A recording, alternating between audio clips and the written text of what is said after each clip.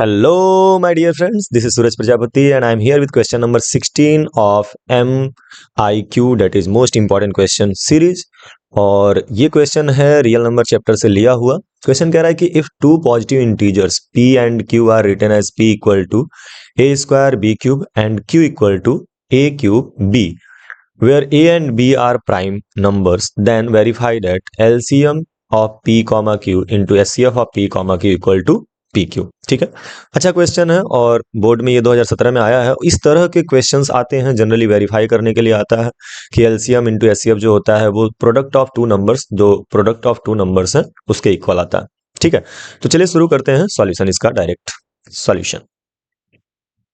ना हो तो एक बार आप खुद से कर लीजिए और उसके बाद से मैच करिएगा कि आपका सॉल्यूशन मुझसे मैच कर रहा है कि नहीं कर रहा है। ओके, सो यहाँ पे जो गिवन है, what are given, given that, board में कैसे लिखना है इस पे भी हम फोकस करेंगे। तो यहाँ पे गिवन है कि गिवन दैट, क्या गिवन है कि p equal to A square B का क्यूब, है ना, B cube, A square B cube, और q इक्वल टू क्या गिवन है, q इक्वल टू गिवन है A cube B, A cube B.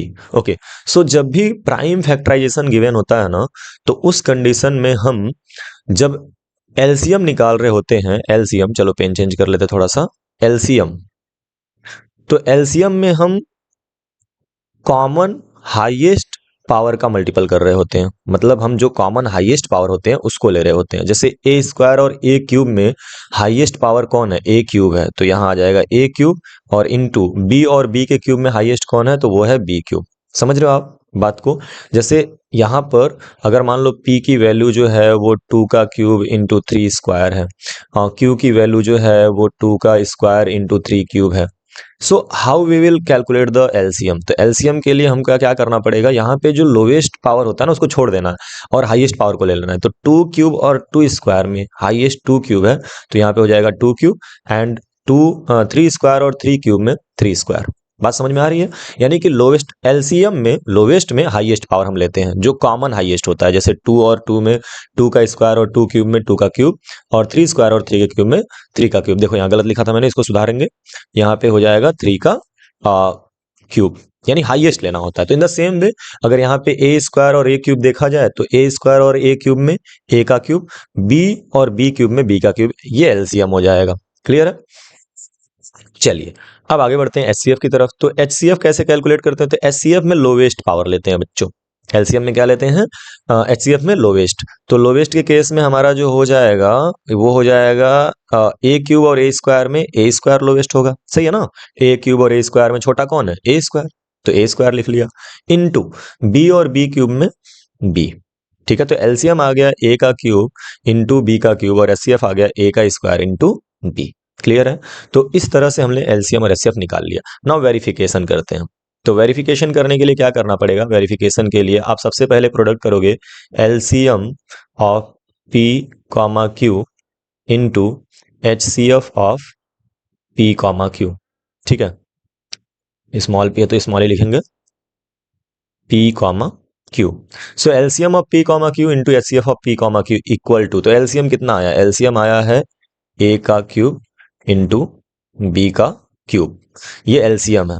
ठीक है, और इनटू एचसीएफ कितना आया है, तो एचसीएफ आया है ए का स्क्वायर इंटू बी। ठीक है, अब आप ए के साथ ए को लिख लो, तो यहाँ पे हो जाएगा ए का क्यूब इंटू ए स्क्वायर, है ना, एंड इनटू यहाँ पे हो जाएगा बी का क्यूब इंटू बी।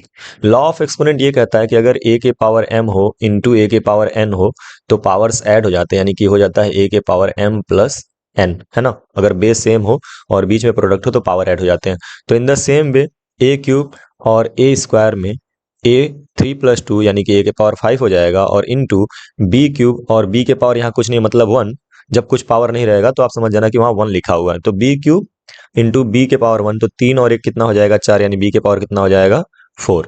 ठीक है, तो आप अगर इसको लिखना चाहो तो ऐसे लिख सकते हो, a to the power 5 b to the power 4। तो एलसीएम इंटू एचसीएफ यानी कि LCM of p comma Q into HCF of p comma Q, वो आ गया a to the power 5 b to the power 4। Now अब हम लोग p और q का प्रोडक्ट कर लें। तो p क्या है, p जो है वो है p इंटू क्यू करके निकाल लो सबसे पहले। तो p की वैल्यू लिखोगे आप a square into B cube, यही है ना p। और इंटू q क्या है, तो q है a क्यूब और b। अब a स्क्वायर को और a क्यूब को साथ में लिख लो, तो ये हो जाएगा a square into a cube and into B. जब कुछ भी नहीं मतलब इंटू है, सब में, यहाँ पे सब में इंटू है, A square into B cube into A cube into B. चलिए अब बी क्यूब को लिख लिया, ये जो बी क्यूब है, और उसके बाद इंटू बी। तो देख सकते हो आपकी वही लॉ ऑफ एक्सपोनेंट से यहाँ पे पावर 2 + 3 कितना हो जाएगा 5, यानी ए के पावर हो जाएगा 5 एंड इंटू बी क्यूब और बी के पावर 1 यहाँ पे हो जाएगा बी के पावर 4। तो आप देख सकते हो कि a to the power 5 into B के पावर 4 एलसीएम इंटू एचसीएफ भी आया है, और a to the power 5 into B to the power 4 p into Q भी आया है।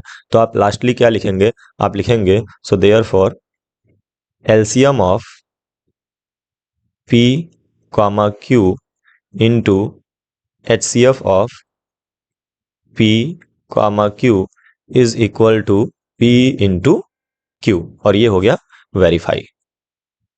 ठीक है, तो इसमें ध्यान रखने वाली क्या चीज है, ध्यान रखने वाली चीज ये है कि सबसे पहले आप यहां पर एलसीएम और एचसीएफ कैलकुलेट कर लेना। तो एलसीएम कैसे कैलकुलेट करोगे, जब आप highest powers, common highest power का प्रोडक्ट करोगे, जैसे ए क्यूब और ए स्क्वायर में हाईएस्ट ए क्यूब है, और फिर बी क्यूब और बी में बी क्यूब है, तो ए क्यूब इंटू बी क्यूब जो होगा वो एलसीएम हो जाएगा। और एचसीएफ करोगे तो क्या हो जाएगा, ए स्क्वायर जो होगा, मतलब लोवेस्ट लेना होता है, एचसीएफ में लोवेस्ट लेना होता है, याद रखना, इस बात को याद रखना, नोट कर लो। ठीक है, और उसके बाद से एलसीएम इंटू एचसीएफ कैलकुलेट करोगे तो आपको A to the power 5 into B to the power 4 मिल जाएगा। और उसी तरह से p इंटू क्यू कैलकुलेट करोगे तो p की वैल्यू है ए स्क्वायर बी का क्यूब और q की वैल्यू है ए क्यूब बी। उसको आप यहाँ पे रख के प्रोडक्ट कर लोगे, आपको देखोगे कि दोनों सेम ही मिल रहा है, मतलब एलसीएम इंटू एचसीएफ जो हो रहा है वो p इंटू क्यू के इक्वल हो रहा है, तो इसलिए आप यहाँ पे लिख दोगे। और इस तरह से ही आपको बोर्ड में लिखना है, चाहे तो आप स्क्रीनशॉट ले लीजिए या आप वीडियो को पॉज करके लिख भी लीजिए। मैं इरेज करूंगा 3 तक काउंट करके, फिर हम नेक्स्ट क्वेश्चन की तरफ आगे बढ़ेंगे। 1 2 3। ओके, सो यहां पर नेक्स्ट क्वेश्चन आपके सामने ये रहा, कह रहा है कि prove that √2 is an irrational number. इसका मैं प्रॉपर एक्सप्लेनेशन करने के साथ साथ सॉल्यूशन बताऊंगा, हर एक बारीकियों को समझाऊंगा नेक्स्ट वीडियो में, वीडियो नंबर 17 जो होगा या एमआईक्यू जो 17 होगा। फिलहाल आप इसको एक बार देख लीजिएगा, ठीक है, ताकि आपको बेहतर समझ में आए। तो मिलते हैं इसी क्वेश्चन के सॉल्यूशन के साथ नेक्स्ट वीडियो में, तब तक के लिए बाय बाय। पढ़ते रहिए और खूब आगे बढ़ते रहिए।